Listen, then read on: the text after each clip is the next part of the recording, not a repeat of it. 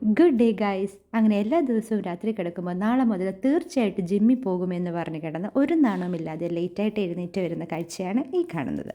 ഇത് ഞങ്ങളുടെ ഒരു മോർണിംഗ് റൊട്ടീനാണ്. പുറത്തേക്ക് നോക്കി കിളികളെയും പൂച്ചയും കണ്ടിരിക്കും. എന്നാൽ പിന്നെ ഒരു കുക്കർ ബിരിയാണി വെച്ചാലെന്നൊരാലോചന. അങ്ങനെ യൂട്യൂബ് നോക്കി കുക്കർ ബിരിയാണി വെക്കുന്ന കാഴ്ചയാണ് നിങ്ങൾ ഈ കാണുന്നത്. ഒരു ഉറക്കമൊക്കെ കഴിഞ്ഞ് എഴുന്നേറ്റപ്പോൾ പരുമലപ്പള്ളി വരെ പോയാലോ എന്നൊരാലോചന. അങ്ങനെ ഉറങ്ങിക്കിടന്ന കുഞ്ഞാപ്പിനെയും എഴുന്നേപ്പിച്ച് മാവിൻ്റെ ചുവട്ടിലൊക്കെ പോയി മാങ്ങയൊക്കെ പറിച്ച് അവൻ്റെ ഉറക്കമൊക്കെ കളഞ്ഞ് നേരെ പരുമലപ്പള്ളിയിലേക്ക് പോകാൻ വേണ്ടി ഒരുങ്ങാനായിട്ട് കുഞ്ഞിലേ മുതലുള്ള ഒരു ശീലമാണ്. വെള്ളിയാഴ്ച ആകുമ്പോഴത്തേക്കും ഇന്ന് വെള്ളിയാഴ്ച അല്ലേ, എന്നാൽ പിന്നെ പരുമലപ്പള്ളി പോയാലോ എന്നൊരാലോചന വരുന്നത്. എല്ലാ ആഴ്ചയിലും പോകാൻ പറ്റിയില്ലെങ്കിലും പറ്റുന്ന സമയത്തൊക്കെ പോകാറുണ്ട്. അവിടെ പോകുമ്പോൾ ഒരു സന്തോഷവും സമാധാനമാണ്.